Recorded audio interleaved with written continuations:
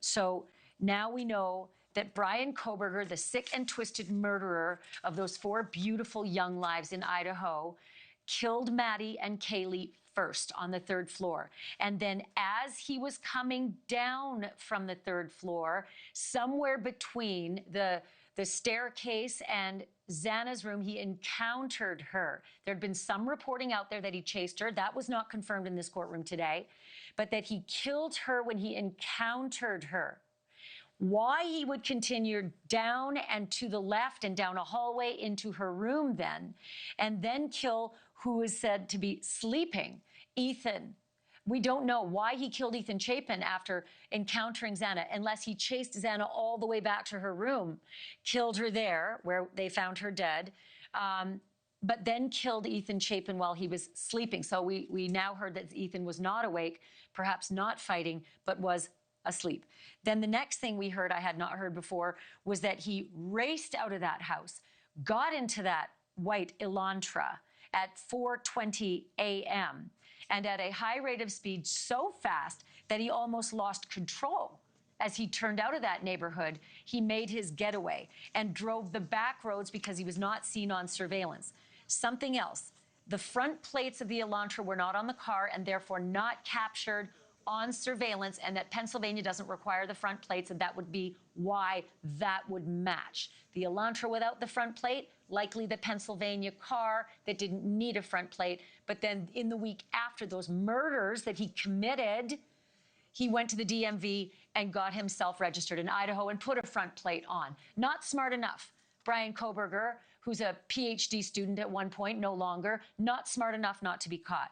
Also, the DNA that was captured from the trash pull, Nichole Berlie. The trash pull was taken to the Idaho State Police. They got a Q-tip, which had the DNA of Bryan Kohberger's father, because they said it's the father of whoever had the DNA on that knife sheath, which is this killer. So this killer's father had his DNA on a Q-tip in that trash, and that's how they made the connection. The weapon, we now know for sure, as we assumed, was never recovered. This is a detail that's really important. When they searched Bryan Kohberger's apartment and they went through it meticulously, it was absent of anything evidentiary of value. That's important because there'd been reports out there saying that, you know, Kaylee's dog's hair was found in Bryan Kohberger's apartment.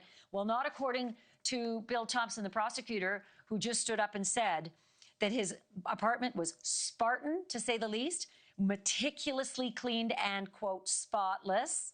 So nothing in that apartment would have helped the prosecutors to say it was Bryan Kohberger. We had heard about dark spots. There's Steve Gonzalez and Christy Gonzalez leaving court, surrounded by a phalanx of media.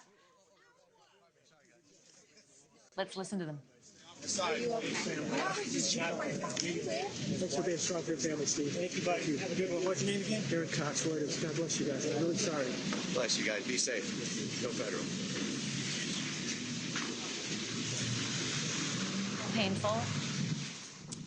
It's so painful to see this family leaving so incredibly unsatisfied with the meager details that we just got, despite the fact that I'm talking nonstop. It's not enough. It's not enough information for the Gonzalez family. It's not enough for the others either. Just a couple more points, if you'll allow me. Have you got a minute? Of course, of course.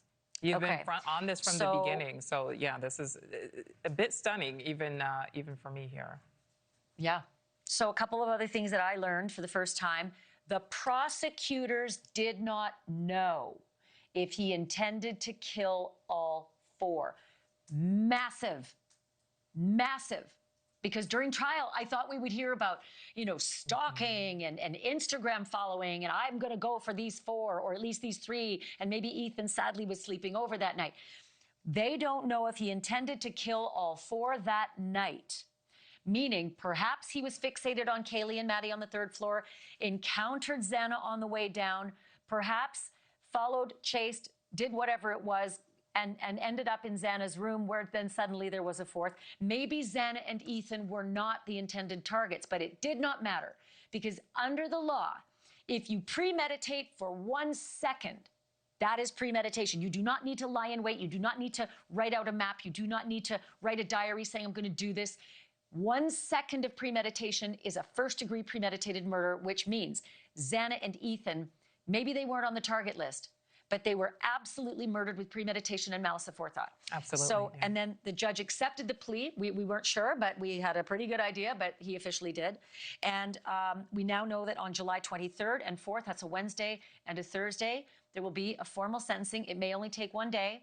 And we will hear from the families. They will be able to say their piece. I don't know how much Bryan will say, but the gag order, I was waiting on this. They said there's no reason now to have that gag order in place. It will be in place right now until sentencing, okay? So we're not going to hear anything until July 23rd at least, or 24th at least. But it will be withdrawn because there's now no need. Thank God. We will learn so much more about the investigation after that date. Thank you for watching. Subscribe below and download our NewsNation app right now on your phone, and you will get fact-based, unbiased news for all Americans.